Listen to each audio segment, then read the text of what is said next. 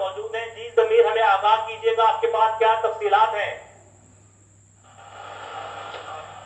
जी बिल्कुल, अभी थोड़ी देर पहले इमरान खान की हम लोग भी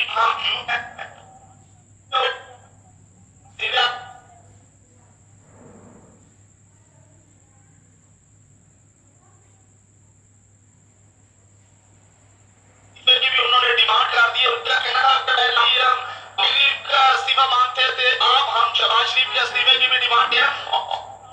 आपका जो वजीर खाना है वो भी जो है वो इस नहीं है कि वो वजीर खजाना रहे, क्योंकि वो पाकिस्तान के फिनांस मिनिस्टर है। उन्होंने वजीर आजम मियां मोहम्मद नवाज शरीफ के हवाले से मनी लॉन्ड्रिंग की, और मनी लॉन्ड्रिंग की जब बात की गई तो उस पर कहा गया कि अब हम डिमांड करते हैं कि वजीर खजाना इसाक डार पे मुकदमा दर्ज किया जाए, और उसके अलावा जो है स्पीकर जो है